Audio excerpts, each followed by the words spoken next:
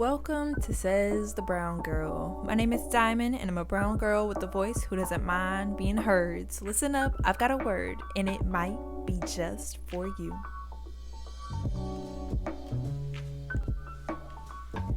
Today's poem is entitled The Breakup, written by myself. Here it goes. Dear Fear, I am breaking up with you. Ever since we've met, you've been manipulative and mind-controlling. This relationship is through. I have packed your things and placed them outside my front door. And I've changed the locks, so don't think about coming here anymore. We're done. It's over. I've chosen to set you free. And just to clarify, yes, it's you and not me. I don't need you. I don't want you because you hold me back. With my renewed faith, my dreams await, and for that, I am glad. I am glad that you came to show me what I could overcome. Although I never loved you, you've helped me to grow into what I've become. So thank you, Fear. Goodbye and so long. I don't care where you go, but no longer here do you belong. Thank you.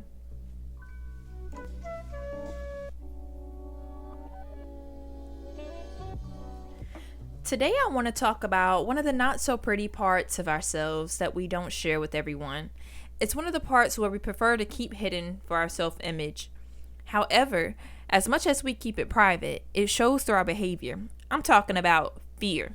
One thing that I want you to note is that fear is an emotion, and more importantly, that emotions are temporary. Now, I'm not talking about the type of fear of spiders or heights. I'm talking about the type of fear when it comes to taking risks in life, like going out on a limb and applying for that job even though you don't have all the qualifications, or being able to speak up about something but you're too afraid because of confrontation. I'm talking about that type of fear that makes you step out of your comfort zone and allow you to come into another element of yourself and become greater. I'm talking about that fear that holds you back from releasing all of your potential that you have inside of you. So that's what I'm talking about today. I'm here to encourage you to break up with your fears. And yes, it is a relationship because fear doesn't just come on suddenly, and it doesn't stay there for a short amount of time. This fear is built up. You have formed a relationship, a bond in this comfortable state where you don't feel like you need to step out of, and it's because you are scared of failure, or you're scared of heartbreak, or you are just afraid something that you're not going to like is going to happen. And that's where the word risk comes in. And it's a simple word, a determining factor between something going your way and something not going your way. And probability and all that stuff and statistics was never my thing, even though I love math. But I'm here to tell you that when you take a risk, that is walking in faith. And you know what faith is? The definition of faith is the substance of things unseen, but you're hoping for it to happen. Speaking it into existence. That's risk, aka faith. Okay, for my spiritual people, we know that is called faith, walking by faith and not by sight. Don't look at your circumstances that you're in, but just imagine the possibilities that could happen once you overcome that, despite the backfalls that you may have, fallbacks and things like that. If you're always focusing on the pessimistic side of things, how do you expect to progress?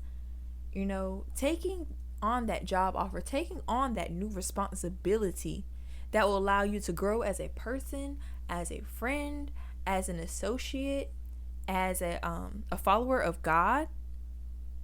Fear it's a dangerous thing that we get wrapped around, and the word comfortable just keeps coming back.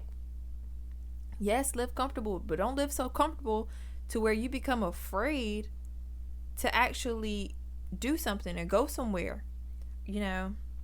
It's important that we just have an open mind on things, and we're always weighing our options, seeing what our risks are, and not being afraid to step out on a limb and go for something. And I'm encouraging you to break up with fear.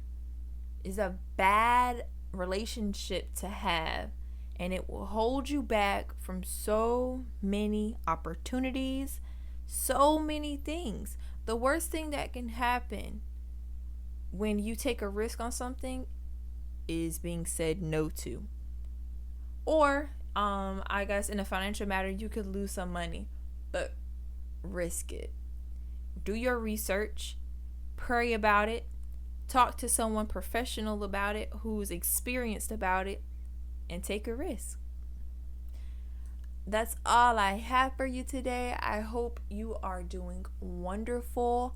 Don't forget that you can support my podcast by clicking on the support button on Anchor and contribute to my podcast. It'll help me out so much. You can contribute $1, $5, or $10 a month to my podcast, and I would greatly appreciate it if you did. I love you. Brown Girl is signing out.